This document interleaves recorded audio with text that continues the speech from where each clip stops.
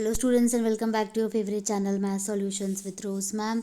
आज की क्लास में हम करेंगे कक्षा 9th की विषय गणित की कार्यपत्रक नंबर 70, जिसका आज का हमारा टॉपिक है वृत्त, और हम इस वर्कशीट को करने जा रहे हैं बच्चों। तो चलिए इस वर्कशीट को हम कंटिन्यू करेंगे। तो चलिए वर्कशीट को शुरू करने से पहले आप सभी चैनल को सब्सक्राइब कर लीजिए, इट्स अ रिक्वेस्ट बच्चों। अब हम स्टार्ट करेंगे आज की वर्कशीट। आवश्यक पूर्व ज्ञान चाहिए हमें वृत्तखंड और चतुर्भुज की समझ। दी गई आकृतियों में हम चतुर्भुज ABCD और चतुर्भुज MNOP को पहचान पा रहे होंगे। दोनों चतुर्भुजों को देखिए। हम देख पा रहे हैं कि चतुर्भुज MNOP के 3 शीर्ष MN तथा O वृत्त पर स्थित है। देखिए MNO, लेकिन P वृत्त के अभ्यंतर में यानी P अंदर है। चतुर्भुज ABCD के चारों शीर्ष वृत्त पर स्थित है। देखिए चतुर्भुज ABCD चक्रीय चतुर्भुज कहलाएगा क्योंकि इसके चारों शीर्ष एक वृत्त पर स्थित है, इसलिए जिनके चारों शीर्ष एक वृत्त पर स्थित होते हैं उनको चक्रीय चतुर्भुज कहते हैं।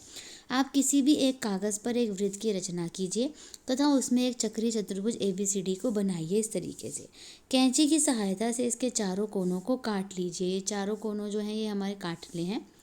कोण A को कोण C से मिलाइए और कोण B को D से मिलाइए। आप पाएंगे कि कोण A प्लस कोण B बराबर 180 और कोण B प्लस D बराबर 180, यानी आमने सामने का A और C दोनों मिलकर के 180 होंगे, B और D दोनों मिलकर के 180 होंगे। अतः चक्रीय चतुर्भुज के सम्मुख कोणों के प्रत्येक युग्म का कोण 180 होता है।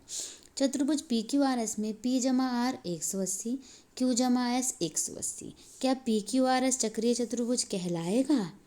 तो बिल्कुल कहलाएगा। अगर वो है तो हाँ कहलाएगा, क्योंकि यदि किसी चतुर्भुज के सम्मुख कोणों के एक युग्म का योग 180 डिग्री होता है तो चतुर्भुज चक्रीय होता है।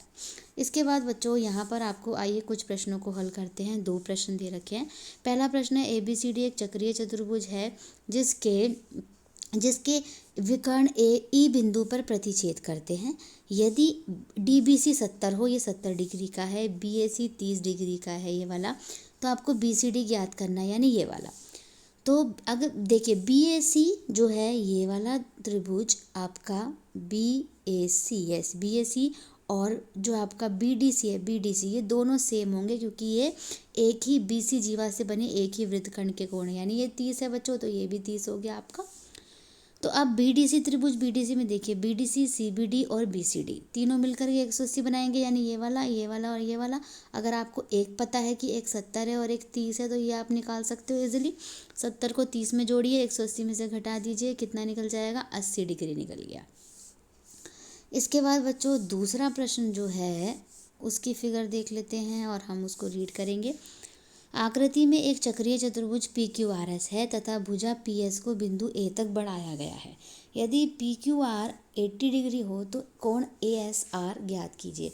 यानी अगर ये वाला जो है वो 80 डिग्री का है, आप देख रहे हैं, तो ये वाला पहले तो ये निकालेंगे हम। अगर ये 80 का है तो बच्चों ये कितने का हो जाएगा? 100 डिग्री का हो जाएगा। 180 में से घटा दीजिए।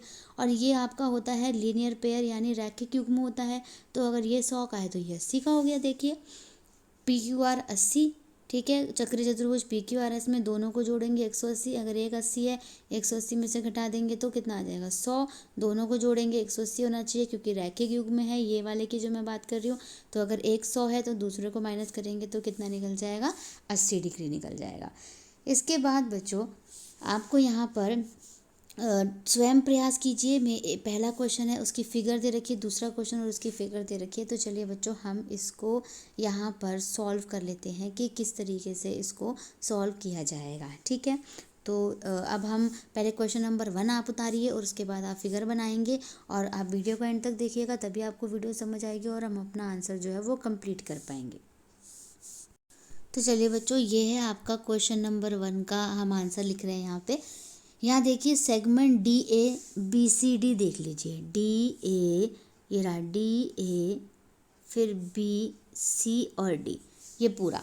तो इसमें एंगल DAC और एंगल DBC, ठीक है। DAC ये वाला जो एंगल है आपका, ये वाला एंगल, और DBC ये वाला एंगल, ठीक है। ये सेम सेगमेंट में है यानी एक ही वृत्तखंड में बने हुए हैं। यहाँ पे लिख लीजिए आप, एक ही वृत्तखंड में बने हुए हैं हिंदी मीडियम वाले बच्चे। तो एक ही वृत्त में खंड में बने वाले कोण क्या होते हैं? बराबर होते हैं, ठीक है, कोण बराबर होते हैं। तो यानी अगर ये 55 डिग्री का है बच्चों, तो अगर ये 55 डिग्री का है तो ये भी 55 डिग्री का होगा। देखिए यहाँ पे लिखा हुआ है।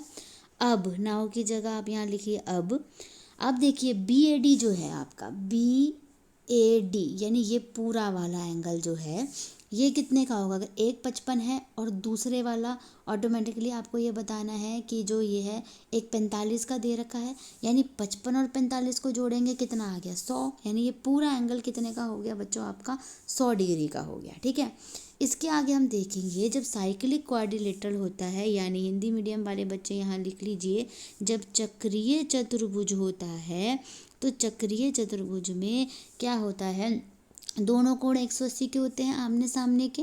ठीक है, तो यहाँ पर आप लिख दीजिए आमने सामने के कोण। ठीक है, आमने सामने के कोण 180।